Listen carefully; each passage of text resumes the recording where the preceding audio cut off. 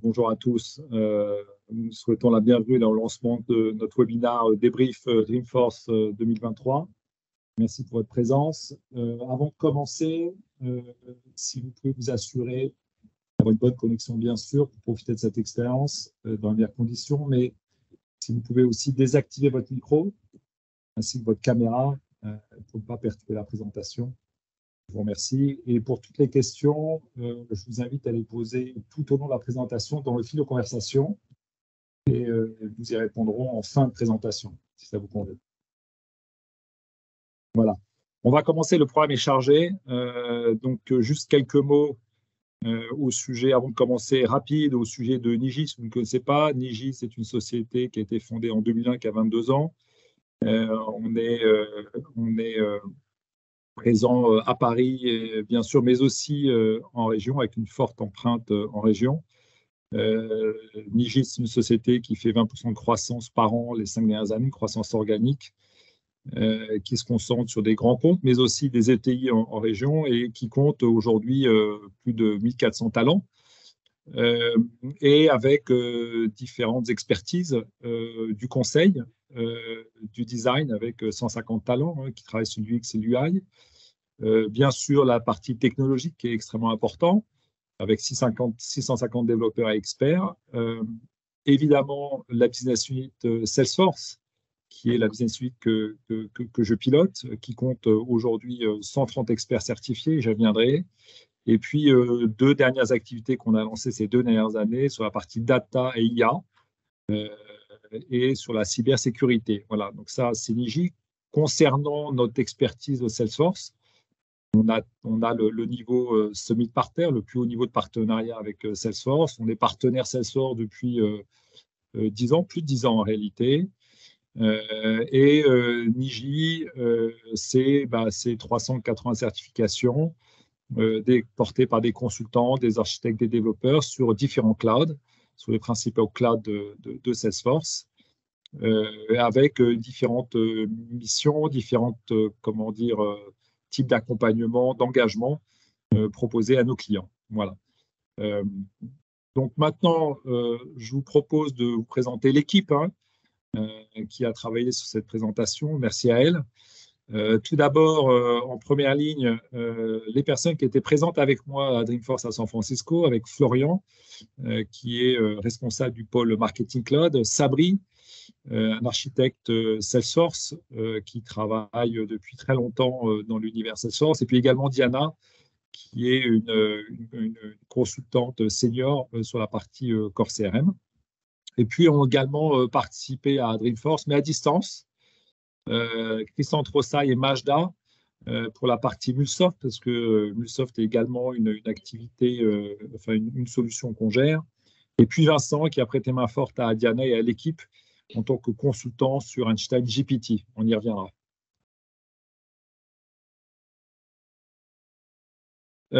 Donc maintenant, en introduction sur Dreamforce, donc qu'est-ce que je peux vous dire en introduction?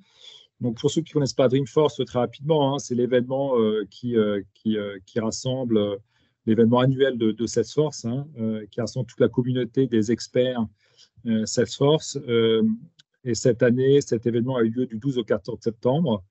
Et ça a été marqué cette année par d'impressionnantes annonces autour de l'intelligence artificielle. Vous avez dû en entendre parler si vous vous intéressez au sujet, de la data et de la relation client, avec un accent fort autour de la confiance des clients, du trust. On en parlera derrière, qui est évidemment que Salesforce un point sur lequel Salesforce insiste tout particulièrement quand il s'agit de l'intelligence artificielle. Cet événement a été qualifié comme le plus grand événement d'intelligence artificielle data de l'année. Et effectivement, la grande majorité des sessions, il y avait plus de 1500 sessions Salesforce, à Dreamforce cette année, la grande majorité des sessions tournaient autour de l'intelligence artificielle. Cet événement a compté 40 000 participants sur place, des millions de téléspectateurs en ligne sur la plateforme Salesforce+. Et donc, le thème principal cette année, c'était bien l'intelligence artificielle Et ce qui était assez intéressant, c'est que Salesforce a insisté énormément sur la partie, comment dire, sur la confiance, puisque en dénonçant le fait que ChatGPT, par exemple, avait tendance à donner des informations parfois un peu fausses, et Salesforce prenait le contre-pied et lui garantissait que lorsqu'il a intégré, c'était sa priorité, l'intelligence artificielle dans toutes ses solutions, on y reviendra. Salesforce voulait garantir d'abord d'une part la fiabilité des informations remontées créées par l'intelligence artificielle, mais également en garantissant la confidentialité des données utilisées et collectées. Et voilà, donc on y viendra un petit peu plus tard. Maintenant, je vais passer la parole à Diana concernant la plateforme H10 qui était la principale annonce en fait de Salesforce pendant cet événement, qui portait justement toute cette proposition de valeur autour de l'intelligence artificielle générative. Diana ? Merci Nicolas. Donc oui, Einstein One Platform, c'est vraiment l'annonce phare de ce Dreamforce 2023. C'est une plateforme, une nouvelle plateforme unique, dotée d'intelligence artificielle évidemment, davantage d'automatisation, qui est no ou low code, sécurisée et ouverte. Alors ça fait beaucoup de choses. On reviendra au travers de la restitution sur plusieurs de ces points. Ce qui est dans un premier temps déjà très, très marquant, c'est l'intégration native de Data Cloud et de l'intelligence artificielle d'Einstein. Et un autre point, d'autres points encore, c'est le fait que la plateforme, elle s'appuie sur le framework de métadonnées Salesforce. Oui, absolument. À ce sujet-là, en fait, Salesforce a pour ambition de migrer toutes les applications dans le corps, à intégrer vraiment toutes les applis à l'intérieur du corps de Salesforce. Et l'idée, c'est de baser tout ça sur le framework Metadata, ce qui va permettre derrière de faciliter les interactions entre les données et l'intelligence artificielle. Et du coup, on va pouvoir, sur la base des données qui sont dans marketing, dans commerce, dans data cloud, déclencher des réponses avec l'intelligence artificielle. Et d'ailleurs, à noter la présence très centrale des clouds marketing et commerce. Et ce n'est pas anodin car pour la première fois, on voit une réelle projection de ces clouds, qui sont des clouds rachetés, dans le passé, dans l'écosystème Salesforce. D'ailleurs, marketing et commerce intégrés à la plateforme Einstein One, ce sera, il me semble, c'est 26 nouvelles fonctionnalités d'IA qui sont construites toutes sur Data Cloud, dont les fameuses générations de contenu texte, images, templates sur demande Einstein, la segmentation avancée qu'on peut réutiliser dans commerce ou marketing et d'ailleurs dans les autres clouds pour les actions de ciblage bien précises. Donc, il y a un vrai rapprochement effectivement de marketing et commerce sur Einstein One. Donc, ce qui a été clairement affiché, c'est que Salesforce infuse littéralement de l'intelligence artificielle dans tout son écosystème et donc toutes ses applications. Vous avez pu le voir déjà dans le petit schéma qu'on vous a présenté un peu plus tôt. Et donc, toutes ces applications, qu'est-ce que ça veut dire? Ça veut dire tous les clouds historiques, donc Sales Cloud, Service Cloud, Commerce Cloud, etc. Mais également tous les nouveaux, entre guillemets, cloud, industrie. Donc, je vois qu'on a des représentants dans l'audience de Financial Services, Manufacturing, Énergie, le secteur public, mais également Retail et également Education Cloud. Alors, c'est-à-dire qu'en fait, Salesforce présente bien l'intelligence artificielle comme un outil qui va permettre d'être plus productif. Donc après, ils nous ont partagé ces pourcentages-là. On ne sait pas réellement sur quoi ils se basent, mais la promesse, elle est là, et vous le verrez dans les démonstrations, au moins dans ce qu'on peut vous montrer, qu'effectivement, la chose est claire. Ça permet clairement, en fait, d'améliorer la productivité très nettement. Voilà. Donc, la position de Salesforce, qui est celle qu'on a vue vous avez pu lire si vous êtes intéressé au sujet, c'est de dire qu'en fait, l'intelligence artificielle ne va pas remplacer l'humain, mais en revanche, que les entreprises qui utilisent l'intelligence artificielle vont sans doute prendre la place de celles qui n'ont pas utilisé, voilà, qui n'ont pas adopté. Voilà. Donc ensuite, il y a une deuxième annonce forte en fait autour de Data Cloud. C'est un sujet qu'on connaît bien. L'an dernier, ils appelaient ça Génie. Ils ont renommé ça Data Cloud pendant l'année, donc on connaît bien le sujet. Mais disons que Data Cloud a une place particulière par rapport à toutes ces annonces autour de l'intelligence artificielle. Donc, qu'est-ce que permet Data Cloud? Data Cloud, en fait, c'est l'ancien Génie Customer Data Cloud, dont on avait beaucoup entendu parler au Dreamforce 2022. Et qu'est-ce que permet Data Cloud? Il permet de connecter vos systèmes, tous vos systèmes même, je pourrais dire, à une instance, une organisation Data Cloud, afin de collecter les données, les harmoniser, les agréger. Ensuite, les données, elles pourront être analysées et utilisées pour assister les utilisateurs d'une plateforme Salesforce, d'une application Salesforce, pour prédire, pour générer, par Einstein notamment, des recommandations, des actions, ou encore pour être activées, entre guillemets. Donc, on va passer à la première étape, la connexion. Oui, merci. Le postulat, c'est que si on ne se fie que aux données qui sont dans Salesforce, on peut forcément avoir une vision un peu tronquée du client, ou en tout cas avoir des prédictions ou des suggestions IA qui sont pas forcément ancrées dans le process métier. L'idée du connecteur, c'est de permettre d'aller agréger toutes les données qu'on a à travers les différents systèmes dans une seule plateforme, comme le disait Diana. Pour ça, on passe par des connecteurs qui sont natifs pour certains, comme pour marketing, pour les API, etc.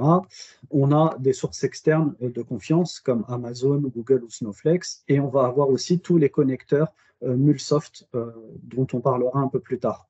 Donc vraiment, cette idée-là, c'est de venir alimenter les suggestions IA avec le maximum de données possibles pour avoir des prédictions qui sont ancrées dans nos process métiers.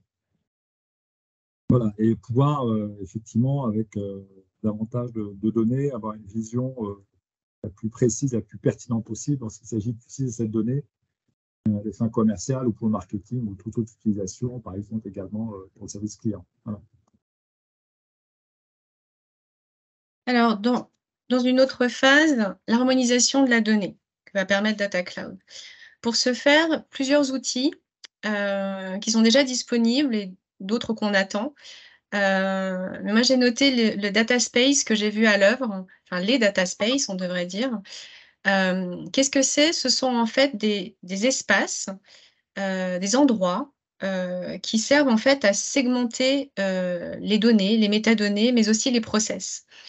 On y voit un intérêt certain qui est que finalement, lorsqu'il s'agit d'une entreprise qui a plusieurs marques, qui doit gérer des régions, des départements, etc., même des pays, Data Cloud, en fait, il ne suffira d'avoir qu'une seule instance. La question la question du multi-org ne se posera pas.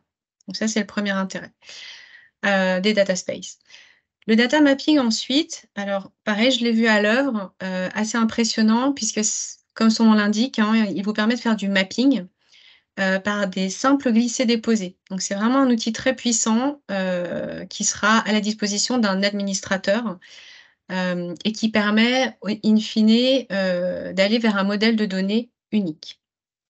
Et enfin, les datagraphes, donc les datagraphes qui, eux, seront disponibles en novembre 2024, en revanche. Donc, il faudra attendre un petit peu, plusieurs utilités, mais une des utilités que je vois, moi, d'un point de vue administrateur, c'est de visualiser les relations entre les objets et les sous-objets, un peu de la même manière que le schéma builder, le schema builder, aujourd'hui. Si Diana, et peut-être Florian peut nous parler la partie Activate. Les usages marketing, on en a vu pas mal sur les 3 jours de Dreamforce. Recommandations, croisement de données, le champ des possibilités, il est juste énorme. On est souvent d'ailleurs confrontés à des difficultés, nous marketeurs, d'utilisation des données, qui d'ailleurs sont trop souvent éparpillés d'un système à l'autre. Donc, que ce soit pour l'analyse ou pour la segmentation avancée, on a ce problème. Avec Data Cloud, la promesse, c'est que non seulement vous avez accès à de nombreuses dimensions data, mais surtout, c'est en temps réel. Est-ce que c'est d'ailleurs pas ça la révolution, la vraie révolution, évolution, révolution, la capacité de Data Cloud à avoir de la donnée fraîche, exploitable en temps réel dans d'autres clouds, depuis d'autres clouds, cette multitude de connecteurs que ça devrait monter et qui sont pas censés finalement faciliter les usages. Moi, c'est ça l'évolution que je note sur Data Cloud, c'est surtout ce côté temps réel. Pour des utilisateurs finaux, qui très souvent sont les équipes marketing et commerciales, d'ailleurs, Data Cloud s'inscrira dans toutes les stratégies de clients, acquisition, fidélisation, rétention. On a sous la main la connaissance la plus aboutie sur les populations qui sont travaillées au quotidien.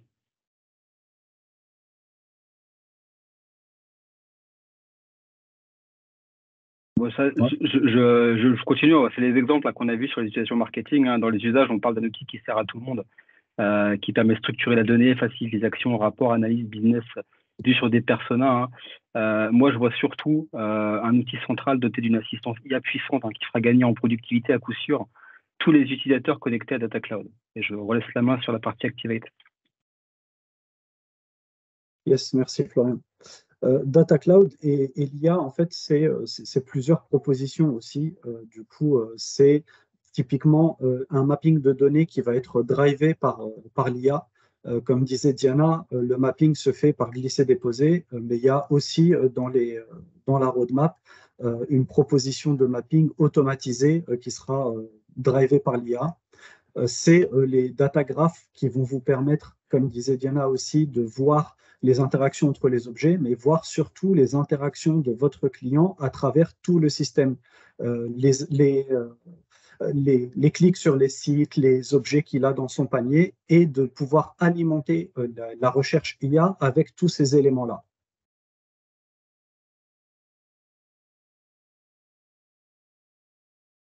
Sur Data Cloud, voici la roadmap.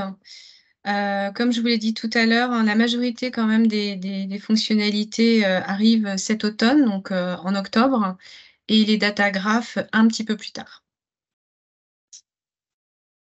Voilà, et puis Salesforce a également annoncé le fait de mettre gratuitement à disposition Data Cloud et Tableau pour les clients qui ont les éditions entreprises et Unlimited jusqu'à 10 000 profils. L'idée derrière, alors on peut dire 10 000 profils, ce n'est pas beaucoup, mais disons que l'idée derrière, c'est que les entreprises puissent tester l'outil, cette solution-là, avant un possible déploiement. Voilà. Concernant le coût, la licence, on n'a pas encore l'information. Donc, c'est des informations qui vont être communiquées prochainement. Voilà. Maintenant, on va parler de Einstein Copilot. Je vais laisser Diana parler de ça. Donc, c'est aussi une très grande annonce, en fait. Sans doute la plus impactante en fait pour tous les utilisateurs de Salesforce, celle qui va changer énormément de choses et qui va permettre à ce qu'on disait, c'est la proposition de valeur de Salesforce, d'améliorer la productivité des utilisateurs de ces plateformes.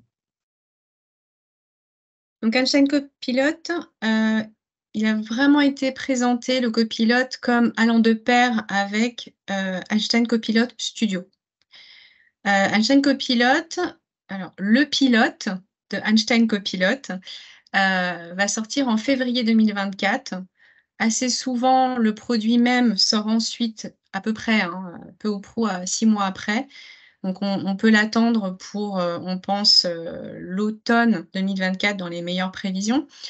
Et donc, qu'est-ce que c'est? C'est un assistant conversationnel qui est intégré dans l'interface de toutes les applications Salesforce. Donc, peu importe l'application dans laquelle l'utilisateur se trouvera, il pourra converser avec son assistant. C'est un assistant, et j'insiste sur la chose. Et donc, son objectif principal, c'est vraiment de stimuler la productivité. Et donc, c'est intéressant, c'est que l'outil, donc, il peut être appelé là, toujours dans n'importe quelle fenêtre. Et donc, on en parlera après, la différence avec ChatGPT. Là, il va fournir des recommandations de façon proactive en réponse à des requêtes et pourra proposer plusieurs options. Voilà. Donc, tout ça en langage naturel. Maintenant, on peut passer au juste, si tu peux, maintenant, chaque personne de l'équipe va présenter, vous parler un peu de l'étude de cas, enfin, en tous les cas, vous donner un aperçu de ce que ça peut faire. Donc, le copilote sur Sales Cloud, par exemple, donc là, on a un screenshot qui est assez parlant. On est sur un compte, un contact, et le commercial, il peut faire, si on est sur un commercial, il peut faire plusieurs choses. Il peut, par exemple, interroger Einstein sur ce nouveau contact ou ce nouveau compte. Mais en fait, ça ne s'arrête pas là, puisque Einstein, lui, de manière proactive, c'est vraiment le côté proactif qui est important, lorsque vous allez afficher la page de ce compte ou de ce contact, il va d'emblée vous faire des suggestions, des recommandations, des choses qu'il a trouvées. Et là, dans l'exemple que l'on vous montre, il a trouvé que ce prospect, enfin ce potentiel client, pardon, Nia, est allé sur des pages B2B. Donc, elle est intéressée par X ou Y produits. Et ensuite, ça vous permet vraiment de converser. Le commercial peut ensuite rebondir sur sur ce premier insight pour ensuite aller alimenter, récupérer des informations de ce client. Sur la partie service, tout simplement, l'agent d'un service client peut demander à Einstein, par exemple, comment effectuer un retour. Tout bête. Là, dans l'exemple qu'on vous montre, donc il y a le chat qui est disponible, on est sur une console de service plutôt classique. Il y a un chat. Nia, toujours la même Nia, entame une conversation, donc un premier message, pose des questions. De la même manière, Einstein va suggérer, va reformuler et va suggérer finalement dans sa compréhension ce que la cliente veut, en vous affichant automatiquement les commandes que Einstein a trouvées, donc sûrement grâce à Data Cloud, mais a trouvées pour déjà vous suggérer des actions. Sur la partie Marketing Cloud, ouais, pour Marketing Cloud, Copilot, c'est de la gestion automatique avant tout de contenu email, de formulaires et des segments de population à adresser, qui seront adressés justement par ces formulaires ou ces emails. Qu'est-ce qui rend Copilot intéressant sur ce genre de use case? Copilot, il vous dit qui cibler pour atteindre un objectif que vous lui partagez. Vous lui donnez une mission et normalement Copilot vous accompagne pour la mener à bien. En fonction des attaques qui sont accessibles, bien sûr, et basées sur l'historique de vie d'un site ou d'une app mobile ou sur du comportemental, on a clairement un outil qui va nous aider à matérialiser ce qui est encore aujourd'hui et parfois difficile à conceptualiser dans nos environnements Salesforce. La promesse d'Einstein, Copilot pour l'usage marketing, c'est d'être sur toutes les actions du cycle de vie d'un client, tout simplement. Du brief à l'analyse, tout est concerné. On garde la main sur les réponses, bien évidemment, sur ce qui est proposé comme action marketing. L'humain valide, et ça, on a beaucoup insisté durant Dreamforce sur le côté humain valide. L'humain oriente les décisions, conseille même Einstein, qui, de case en case, de demande en demande, évolue et sera de plus en plus pertinent dans ses réponses. Alors, je vous invite, alors là, le temps nous est compté, donc on pourrait passer 1 heure sur chaque démonstration.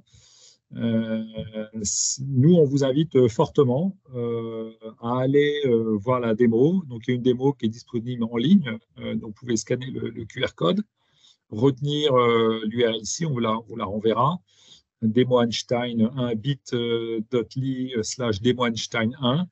Et vous verrez une vidéo qui explique de toute façon, une vidéo de Salesforce qui explique très concrètement comment ça fonctionne, comment Einstein Copilot fonctionne. Donc ça, c'était la partie Einstein Copilot, c'est la partie utilisateur. Et puis il y a la partie admin finalement, puisque ce que propose Salesforce, qui est assez intéressant, c'est finalement de configurer la façon dont l'intelligence artificielle fonctionne. Voilà. Donc, Einstein Copilot Studio, effectivement, devrait sortir à l'automne 2023. D'emblée, nous, on s'est posé quelques questions, notamment que ce soit pour le copilote ou pour Copilot Studio, sur les langues. On n'a pas encore de réponse très claire sur le français, donc c'est un premier point de vigilance. Et ensuite, pour revenir sur les dates, on a un calendrier qui est finalement assez peu précis sur le copilote pour l'instant. La seule date que l'on a, c'est vraiment l'automne 2023 pour le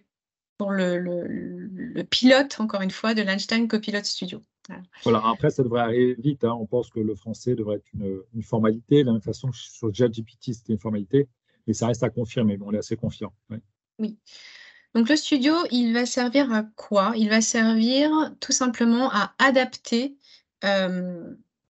Einstein et l'intelligence artificielle à votre contexte, à vos contextes métiers, à votre secteur, à votre entreprise et au ton de votre entreprise, qui est assez important aujourd'hui. Einstein Studio combine plusieurs outils, le générateur de prompts, le générateur de compétences et le générateur de modèles. Ouais, merci. Du coup, le prompt, qu'est-ce que c'est? C'est un peu la manière dont un administrateur Salesforce va pouvoir interagir avec l'intelligence artificielle. L'idée, c'est qu'on pose une question précise sur un besoin avec le plus d'informations possible et on demande à l'IA de nous générer une réponse dans le contexte métier. Un des exemples qui a été donné, c'est de demander à l'IA de générer un descriptif produit à partir des éléments qu'on a sur la fiche produit, donc des éléments de poids, taille, etc., ou des photos qu'on pourrait avoir dans des bases de données, que ce soit via Data Cloud ou autre. Et ensuite, ce prompt-là pourra être mis dans un bouton ou dans un automatisme et il générera directement tout seul un descriptif du produit. Si on peut passer à la slide suivante. La manière dont ça se présente, c'est un peu comme ça. La question, elle est posée en haut dans le prompt. Si on agrandit, forcément, on verra que on met du contexte avec des éléments qui viennent du contact, des éléments qui viennent de Data Cloud. L'on a à gauche toute la partie ground du prompt, c'est-à-dire la donnée qui va être utilisée et qui va alimenter notre question. Et on va avoir à droite, du coup, la réponse qui va être générée par Salesforce ou par l'IA. Voilà. Et ça, ces éléments-là, ils peuvent être stockés dans un automatisme ou dans un bouton, par exemple.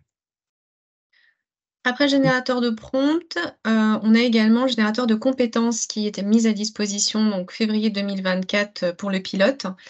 Il s'agit ici d'éduquer Einstein, c'est-à-dire premièrement d'avoir la maîtrise sur les réponses d'Einstein à vos utilisateurs.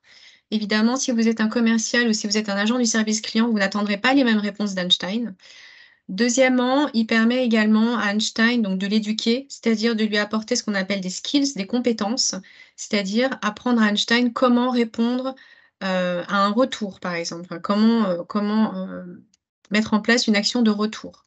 Donc là, ça va vraiment permettre d'éduquer Einstein à potentiellement générer des actions ou les recommander. Et enfin, le troisième point, c'est la partie générateur de modèles. Le générateur de modèles, il devrait permettre aux clients de choisir le modèle d'IA avec lequel ils veulent travailler. Ils vont avoir le choix entre les LLM, donc c'est Large Language Model, propriétaires de Salesforce, et des partenaires tels que Databricks, Vertex et OpenAI, parmi les plus connus. On a très peu d'exemples de comment ça fonctionne, de la facilité d'utilisation potentielle ou de pouvoir passer, de la facilité de passer d'un modèle à un autre. Du coup, je reste un peu sceptique sur cette partie-là à voir. On a vraiment peu d'exemples sur comment ça peut marcher.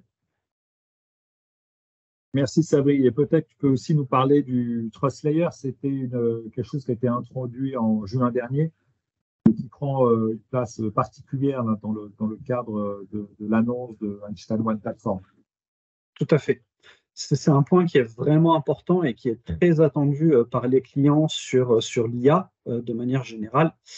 Là, le postulat de Salesforce, c'est l'utilisation de modèles prédictifs comme ChatGPT ne sont pas sûrs, comme le disait Nicolas un peu plus tôt. et ne sont pas forcément ancrés dans vos besoins métiers.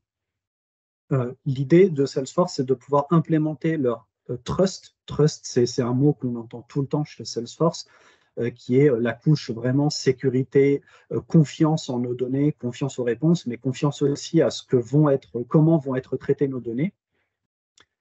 Et donc, on a cette surcouche qui va venir s'implémenter entre les éléments les questions qu'on va poser, les données qu'on va injecter et les modèles de langage.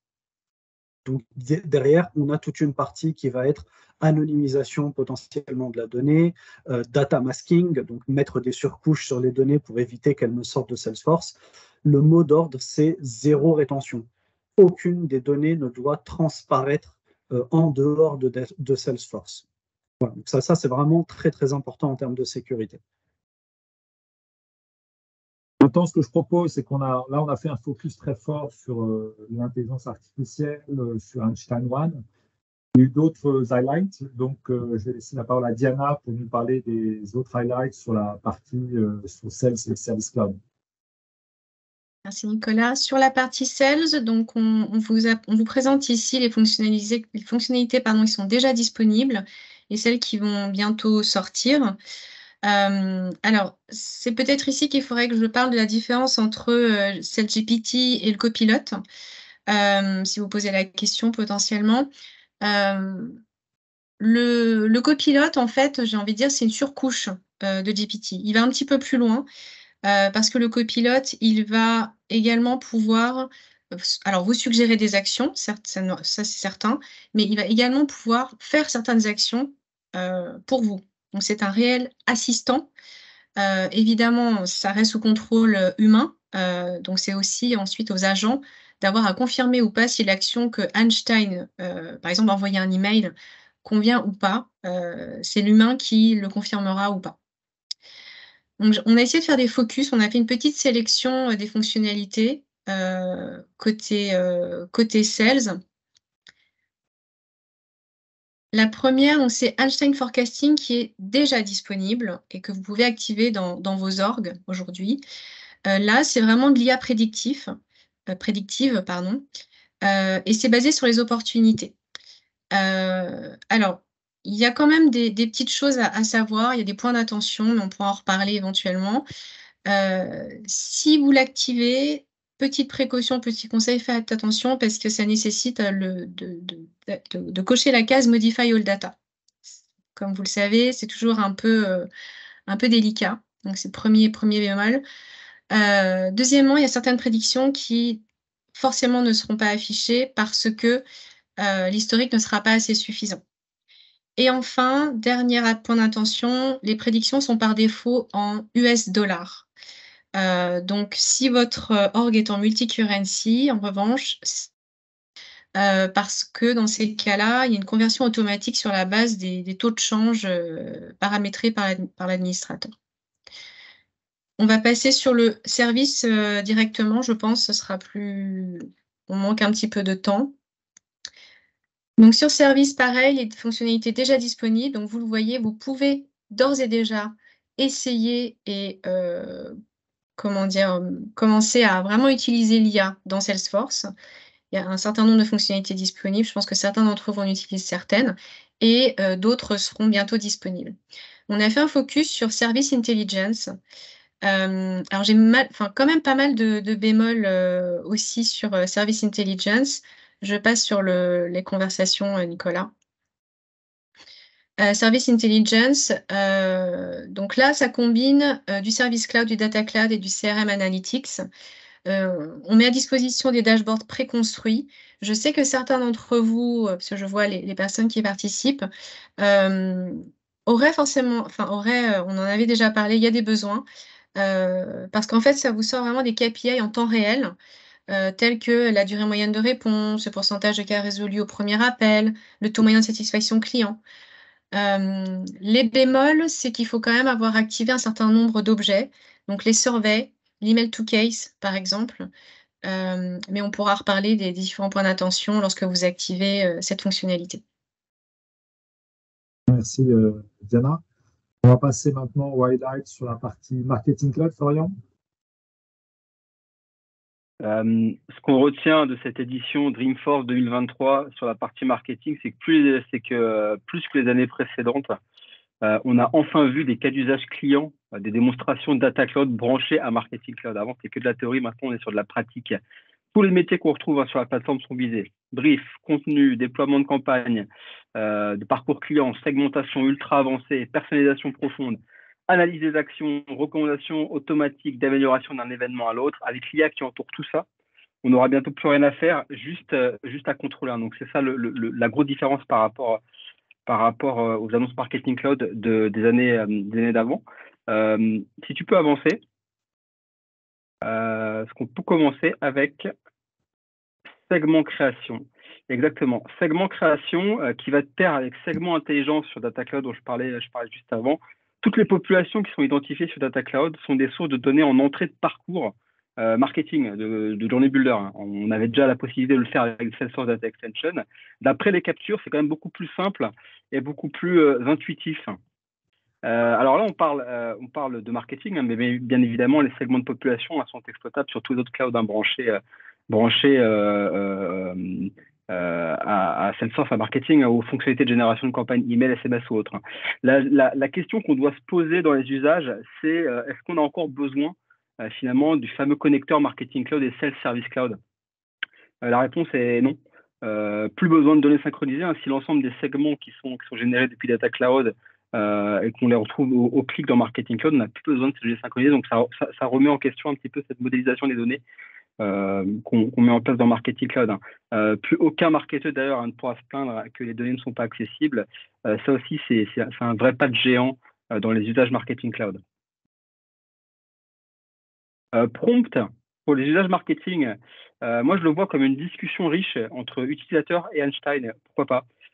Si on éduque Einstein correctement avec en fond une donnée propre et accessible, ça devrait nous apporter des réponses pertinentes et aider dans la production de contenu, texte. En l'occurrence, sur cet exemple, c'est du texte, mais à voir si la qualité des réponses est au rendez-vous. Je le fais vite parce que je sais qu'on manque de temps.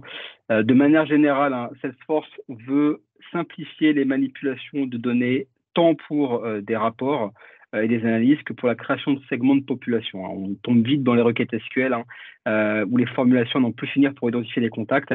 Avec ces nouvelles fonctionnalités de ciblage, Einstein nous accompagne étape par étape. On revient sur une promesse d'outils à utiliser au clic, de segmentation en drag and drop et accessible au commun des mortels.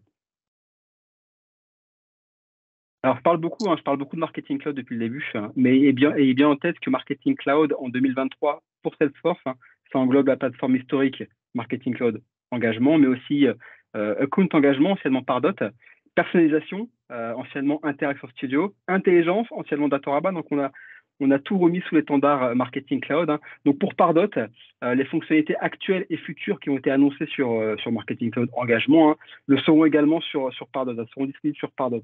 Comme Marketing Cloud, Pardot se positionne dans le futur comme un moyen d'eux, avec en entrée éventuellement un Data Cloud. Créer des segments, ok, on en a parlé. Générer des analyses pertinentes qui se transforment en population à exploiter, ok, on en a parlé aussi. Là, sur la partie content, avec content création, on passe quand même à un niveau supérieur. Salesforce, d'ailleurs, va s'appuyer sur le partenaire Typeface pour générer du contenu, texte ou visuel. Vous allez me dire, ok, on sait déjà le faire. Il existe des fonctionnalités à peu près similaires dans Marketing Cloud, c'est vrai. Attendons de voir comment Einstein s'adapte, ce qu'il apprend et comment il le restitue. Logiquement, avec un tel outil, c'est en cible un vrai gain de productivité, plus de créativité dans les contenus. Einstein qui challenge la stratégie marketing, si tant est qu'on veut lui donner notre stratégie marketing à penser. Soyez rassurés, l'humain, et tu l'as encore dit tout à l'heure, Diana, l'humain garde la main sur les contenus qui sont créés et l'humain challenge à son tour Einstein. Une nouvelle fois, on est sur un outil accessible par le commun des mortels. Pas besoin d'être un rédacteur ou un créa pour pouvoir s'en servir. Ça, c'est plutôt une bonne chose. Et dans la catégorie contenu, à nouveau, à noter cette nouveauté annoncée, mais dont la date de sortie n'est pas fixée. C'est Content Collection. Vous le savez, Marketing Cloud travaille l'email, mais pas que. Il y a plusieurs canaux natifs comme le SMS, le push, le mobile, WhatsApp qui sont adressables avec chacun des formats types. Content Collection permettra de diversifier les contenus par format type. Donc, encore un gain de productivité qui est annoncé. Quand on a une stratégie cross ou omnicanal, c'est un vrai plus de pouvoir centraliser des contenus qui sont générés automatiquement pour les réseaux sociaux, les WhatsApp, ces différents canaux. Sur la partie brief et preview, le A et le Z dans la chaîne de création des campagnes marketing. Alors, on ne sait pas quand, c'est pas non plus quand la feature sera disponible, hein, mais à nouveau, on note cette volonté de centraliser les informations à un même endroit. Brief et preview, l'idée, c'est d'avoir un max d'informations à partager à un seul et même endroit pour les utilisateurs finaux, hein. Donc, sur ces dernières captures, d'ailleurs, on distingue en fond une interface différente de l'actuel Marketing Cloud. Alors, ceux qui la connaissent, levez la main. Moi, je ne la connais pas encore. Est-ce que ça annoncerait pas une future refonte visuelle de Marketing Cloud à faire à suivre? On a le partenariat avec Google qui dure et qui dure, hein, pour le coup, hein, très rapidement, hein, dans la lignée de ce qu'on a vu ces dernières années, hein, le partenariat entre Salesforce et Google perdure avec l'intégration toujours aussi simple de GA4 pour récupérer des données, des stats, les performances des campagnes, hein. On a un branchement en Marketing Cloud, si tu peux remonter, merci. On a un branchement en Marketing Cloud, mais aussi à Data Cloud, hein, vous en doutez. L'idée, c'est d'avoir toujours plus de données pour enrichir les modèles, pour servir les analyses, la segmentation, finalement, toujours mieux connaître vos clients et les activer derrière. Et enfin, je finirai avec une news qui revient souvent parmi les questions de nos clients. WhatsApp, ça donne quoi? Alors déjà, c'est accessible et ça fonctionne. C'est plutôt une bonne nouvelle. Quand on a parlé de WhatsApp au dernier Dreamforce, certaines zones étaient encore assez floues. Donc cette année, grosse présence de WhatsApp, hein, sur l'événement, dans les conférences, hein. Des beaux cas d'usage chez les clients. Une fois de plus, on est passé de la théorie à la pratique sur ce dernier Dreamforce. Finalement, est-ce que WhatsApp ne serait pas le meilleur canal one-to-one à ajouter dans sa stratégie marketing? Vous avez là 4 conseils qui devraient vous donner des idées. Et je finirai sur la partie marketing sur cette petite annonce WhatsApp. Merci Florian. Maintenant, il nous reste 2 parties, hein. Donc, la partie technologie avec Sabri. Après, on va parler de MuleSoft avant de répondre à vos questions. Sabri? Oui, merci. Du coup, je vous ai fait un résumé un peu des annonces qu'il y a eu. Encore une fois, le focus a été fait beaucoup sur l'IA, sur Data Cloud, etc. Donc, il y a moins d'annonces annexes autour de certains sujets. Néanmoins, Salesforce a reparlé de Well Architected, qui est un peu le site dédié aux architectes, avec une nouvelle section dans ce site pour pouvoir explorer la liste des best practices et des erreurs évitables. J'en ai parlé très rapidement tout à l'heure aussi, la partie Data Cloud Smart Mapping. En gros, l'idée, c'est de pouvoir mapper les données via l'IA et donc d'avoir une suggestion de mapping déjà préfaite. Et enfin, les sujets Data Cloud Objects in Flow et Data Cloud Triggered Flows. L'idée, c'est de pouvoir non seulement déclencher des trigger flows depuis des records qui sont dans Data Cloud, mais aussi pouvoir appeler ces records-là à l'intérieur des flows. Pour la partie flow, si on rentre dans les détails, on a Einstein for Flow. L'idée, c'est de pouvoir discuter avec le robot et de lui demander, de lui suggérer un besoin. Et ensuite, derrière, le robot va pouvoir créer le flow le plus adapté, le type de flow le plus adapté et le préalimenter déjà avec des briques à l'intérieur. C'est assez puissant à tester, pourquoi pas. Et 2 des choses qui étaient très attendues, les custom error messages, qui sont du coup des erreurs, des messages d'erreur customisés, qu'on peut faire apparaître soit sous forme de toast, donc les pop-up qui apparaissent là colorés, soit à côté d'un champ un peu comme le classique, quoi. Et les flow HTTP callouts, qui sont tout simplement le fait de pouvoir appeler des API externes depuis un flow. Pour User Experience, je n'ai pas vu de grosses annonces. Un des faits les plus marquants, c'est le Experience Delivery. L'idée, c'est d'inclure l'architecture des sites LWR dans Hyperforce avec une grosse promesse d'amélioration des chargements de pages de l'ordre de 30%. Donc, plutôt intéressant.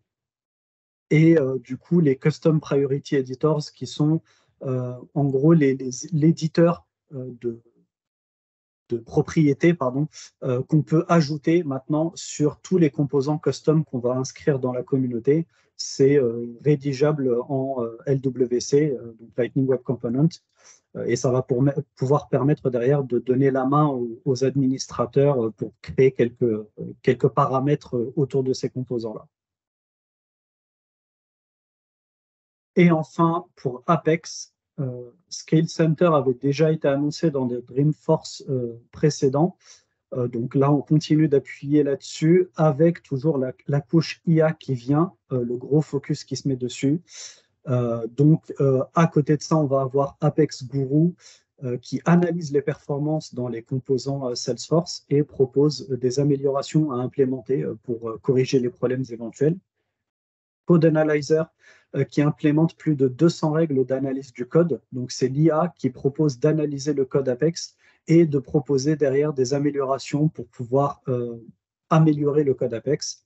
Et enfin, Einstein, c'était Einstein for Sales, for Marketing, for Service, etc. Mais c'est aussi Einstein for Developers avec un plugin VS Code qui pourrait être installé. Et on va pouvoir en gros écrire ce qu'on veut faire, ce qu'on veut coder en français et l'IA qui génère du code derrière. C'est en bêta, donc ça peut être mis en place là tout de suite. L'idée derrière ça, c'est que Salesforce a besoin que l'IA soit alimentée du plus de requêtes possible pour pouvoir l'aider à apprendre. Donc voilà, moi je me méfie pour l'instant des réponses qui sont accordées. Je l'ai déjà testé un tout petit peu.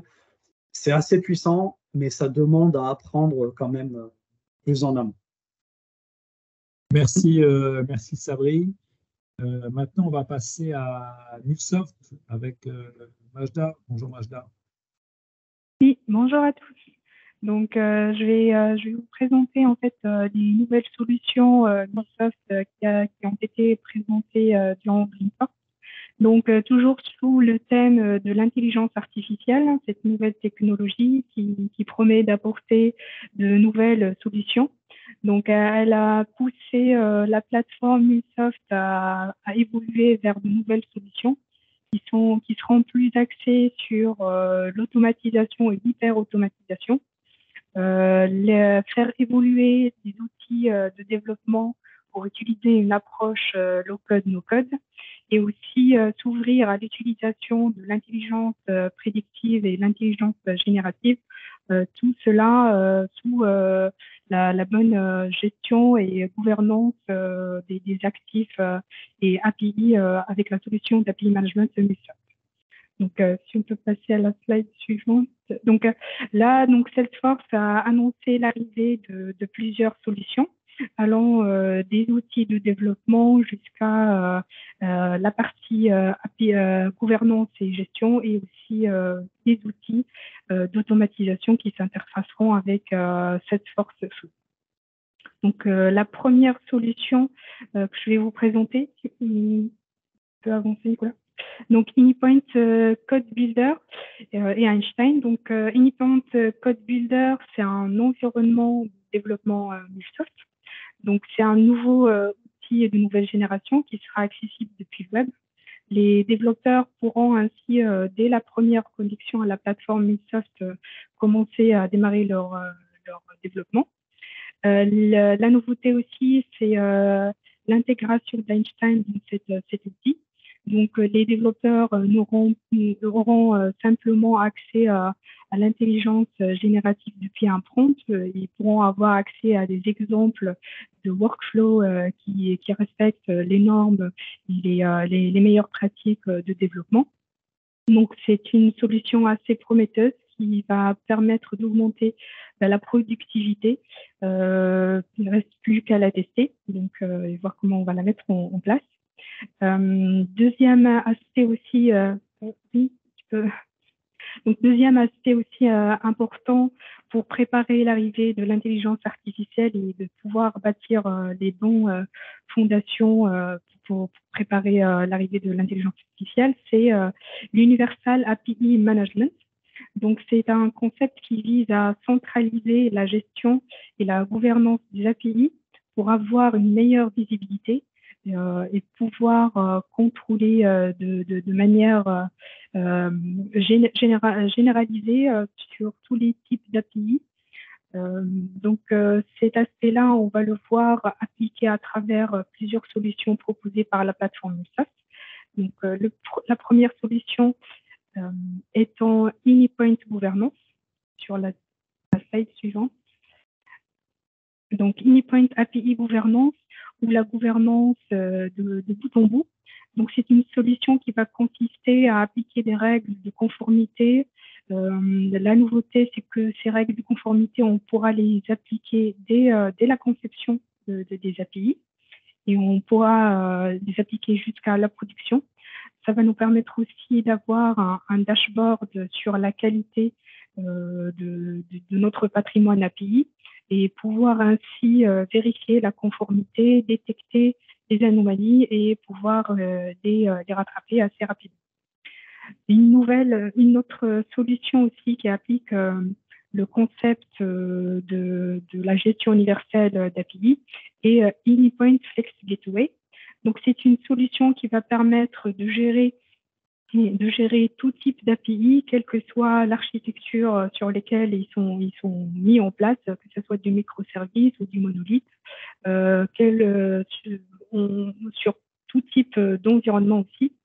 Donc, cette solution, elle sera renforcée bientôt par l'arrivée d'un outil de développement de policy de sécurité. Cet outil-là est très attendu parce qu'il va nous faciliter le développement de policy. Il va nous permettre de plus facilement sortir des policies personnalisées pour sécuriser l'accès à la donnée, bloquer par exemple l'accès aux données sensibles pour les applications qui sont interfacées avec l'intelligence artificielle. Et pour finir, donc, on a encore d'autres solutions qui vont augmenter l'hyper-automatisation. Donc, Salesforce rejoint Einstein et s'interface avec Salesforce Flow. On aura la possibilité d'invoquer des API et des connecteurs MuleSoft, des bots RPA aussi depuis Salesforce Flow. Une autre solution aussi qui va permettre d'accélérer l'extraction de données depuis les documents, donc MuleSoft IDP. Et donc, j'arrive à la fin des solutions qui sont proposées pour MuleSoft. Et je vous remercie. Merci beaucoup, Majda. On va passer au Q&A. Donc, merci à Florian, Sabri et Diana également. Donc, comme vous pouvez voir, il est quand même évident que de voir la valeur que l'intelligence artificielle peut apporter. Il est d'ailleurs assez impressionnant de voir à quelle vitesse Salesforce a intégré cette nouvelle technologie dans ses outils. On ne parle plus de prédictif, mais vraiment d'intelligence artificielle générative.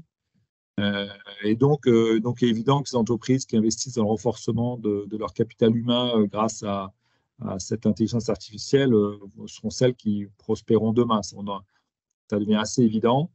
Ce qui va être intéressant, c'est de voir l'année prochaine, voir ce qui aura été mis en place, voir dans quelle mesure l'intérêt pour l'intelligence artificielle générative se traduira par des exemples concrets d'utilisation. Nous, chez Niji, on est déjà prêt à accompagner des clients sur cette voie. On est déjà en train de travailler sur des use cases pour proposer des POC, des proof of concept à des clients, en commençant par Einstein GPT sur Sales, sur Service bientôt. D'ailleurs, j'en profite, si vous êtes intéressé d'étudier la chose avec nous, n'hésitez pas à nous contacter, on sera heureux d'échanger à ce sujet-là. Voilà. Donc, ce que je propose, c'est de passer au Q&A. J'ai vu qu'il y avait quelques questions. Une première question de Olivier Mulot. Sabri, j'ai vu que tu avais commencé à y répondre. Question était, les données de l'IA sont celles de notre org Salesforce ou sur l'ensemble des recherches que fait l'IA sur le web? C'est une question en fait. Les données d'IA sont-elles celles de notre org Salesforce ou celles de l'ensemble des recherches faites par l'IA sur le web, si je traduis? Oui, je vais essayer de répondre. Je ne sais pas si ça répond à la question. En gros, l'idée, c'est que effectivement, comme quand aujourd'hui on discute avec ChatGPT, la question, on la pose à l'IA dans le web. Mais une fois la surcouche que Salesforce veut implémenter, ou l'idée que Salesforce veut mettre derrière ça, c'est qu'on utilise les données qui sont dans Salesforce et dans Data Cloud pour alimenter ces questions-là. Comme vous le savez, plus la question est précise, plus la question contient du contexte, plus la réponse sera intéressante. Et donc, on utilise les éléments, les records qu'il y a dans Salesforce, d'où l'image que j'ai montrée et qui est dans la présentation. Dans ce cas-là, on voit qu'il y a le contact.firstname qui est utilisé pour que la réponse puisse intégrer le nom de la personne dedans. Et il y a aussi des éléments qui viennent de Data Cloud qui sont dans les orders pour que la réponse puisse sortir justement l'order qui est concerné avec le tracking number, etc. Donc, l'IA dans le web utilise les réponses ou les données qu'on a dans Salesforce pour générer une réponse. D'accord. J'ai une autre question. Moi, je n'ai pas eu cette question. Peut-être une question que certains d'entre vous se posent. Est-ce qu'on a besoin de Data Cloud pour pouvoir bénéficier d'H-Tan1 Platform, de la puissance de Copilot et de ce que peut permettre Copilot pour les utilisateurs? Je vais me permettre d'y répondre aussi. Ce n'est pas une obligation. Forcément, on peut utiliser Einstein ou l'intelligence artificielle avec que les données qui sont dans Salesforce. Maintenant, comme je l'ai dit, plus on va alimenter les questions avec des éléments du contexte, plus les réponses seront précises et cohérentes avec nos besoins métiers. Donc forcément, si vous avez des données qui sont éparpillées un peu partout dans différents systèmes, le fait de réunir toutes ces données-là dans Data Cloud va permettre d'avoir une IA qui est vraiment ancrée dans le contexte de ce que vous voulez poser comme question, de votre métier, des besoins clients et ainsi de suite. Donc, ce n'est pas une obligation, mais plus vous avez de données, mieux c'est. Sur les sujets marketing et commerce, qui sont anciennement Exact Target et Demandware, Data Cloud sera quand même un vrai plus pour l'IA. Il y a quelques petites fonctionnalités qui existent, qui ne font pas appel à Data Cloud, mais c'est quand même c'est peanuts par rapport à ce que pourrait apporter Data Cloud. Donc pour ces deux clouds, je pense que ce sera limite indispensable. Je vais rajouter aussi quelques mots. En fait, pour ceux qui ont déjà travaillé avec moi ou qui travaillent avec moi, j'ai une approche très pragmatique. J'ai envie de vous dire, essayez, en fait. Essayez. Aujourd'hui, il y a quand même beaucoup de fonctionnalités qui sont disponibles. Si, par exemple, vous avez Sales Cloud, je vous suggère d'activer la partie email. Donc, dans les setups, c'est Turn Email Sales de mémoire. Et là, déjà, vous êtes dans Einstein GPT, vous êtes dans l'IA, en fait. Et donc là, si vous activez cette fonctionnalité, vous verrez assez rapidement que les emails qui sont suggérés sont des emails très génériques, très standards, qui ont très peu de contexte et très peu de personnalisation. Et donc, derrière, un agent, un commercial va devoir retravailler et va devoir à la main, entre guillemets, alimenter pour que l'email soit vraiment personnalisé pour ce client ou pour le contexte. Donc en fait, je pense qu'il faut y aller de manière progressive, essayer une ou deux fonctionnalités et ensuite Data Cloud également est disponible. Maintenant, il faut se rapprocher de vos AI Salesforce pour comprendre exactement ce qui est disponible, mais vous pouvez y aller progressivement en fait. Voilà. Après, il y a une inconnue qui demeure, peut-être le coût de Data Cloud, parce que le but, c'est d'être plus productif, de dégager plus de valeur. Il ne faut pas que cette valeur soit mangée, j'allais dire, par le coût potentiel important, on ne sait pas, de Data Cloud. Donc, c'est toute la difficulté de l'équation qui reste encore inconnue. Voilà, donc ça reste à voir. Il y a un coût financier, il y a un coût en temps, parce que Data Cloud, c'est un projet à part entière. Il faut forcément, c'est des connecteurs, donc c'est plutôt cool, ça se rapproche assez bien, mais derrière, il y a le mapping de données à faire, il y a du nettoyage de données à faire. Enfin, c'est un projet de gestion de données à part entière. Donc, l'avantage qu'on a, c'est que ce n'est pas du all or nothing. On peut très bien commencer avec l'intelligence artificielle, avec des débuts de données, même quasiment pas de données, et petit à petit alimenter les process avec le plus de données qu'on peut amener. Donc, ça a cet avantage-là. Mais forcément, si on part sur du data cloud, c'est toute la donnée qu'il faut derrière gérer, mapper, nettoyer, etc. Mettre en coordination et ainsi de suite. Dernière question, parce qu'on a dépassé d'1 minute. Pour les entreprises de taille moyenne, donc ont moins de volume de données, moins de données propres par rapport à des grandes entreprises qui ont des millions de données à injecter dans Einstein One, voilà. Est-ce que quand même on peut attendre une certaine valeur de Einstein One Platform? Est-ce que la valeur n'en est pas dégradée en fait? Sabri, tu as une opinion? J'ai une opinion, ouais, effectivement. Encore une fois, je vais me répéter, hein, mais plus vous avez de données, mieux c'est. Ça ne veut pas dire que ça ne marche pas avec peu de données. Ça veut juste dire que les réponses ne seront pas forcément aussi précises que ce que vous pourriez en attendre. Donc, c'est juste ça, hein. Aujourd'hui, quand on pose une question à ChatGPT, il va nous répondre d'une certaine manière. Plus on va amener de contexte à cette question, plus il va adapter sa réponse.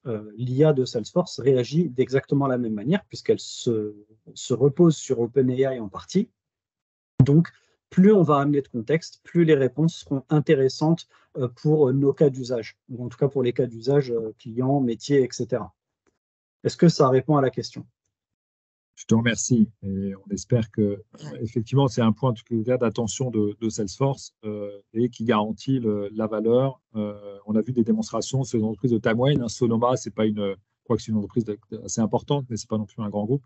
Quoique ça fait partie d'une filiale d'un très grand groupe. Mais les données collectées n'étaient pas non plus par millions. Oui, Diana? Oui, je vais rejoindre effectivement la remarque d'Olivier dans la discussion. Et c'est un petit peu ce que j'ai essayé de vous donner comme message. Einstein a besoin d'un minimum de données qualitatives, mais aussi de quantité de données. Donc, c'est-à-dire un historique. Sans quoi la génération, Exactement. elle est compliquée. Donc, il faut lui donner du contenu, premièrement, mais il faut aussi lui donner un cadre. Et c'est pour ça que le pilote est intéressant, c'est-à-dire pour éduquer en fait votre intelligence artificielle. Et c'est pour ça, encore une fois, que l'humain aujourd'hui reste encore incontournable, parce que ça peut faire peur, hein, l'IA, je le conçois. Et c'est aussi pour ça que je vous disais que c'est bien un assistant. Et c'est là-dessus qu'il faut bien insister. C'est un assistant. Merci Diana, merci à tous. On a un peu dépassé. Donc là, vous avez mes coordonnées. Hein. Si vous avez des questions, je transmettrai aux spécialistes. Si vous voulez étudier la possibilité de commencer sur cette voie-là avec Nivi, envoyez-moi un email ou vous contactez votre contact habituel chez Nivi et on se fera un plaisir d'étudier la chose avec vous. Voilà, merci à tous et bonne journée.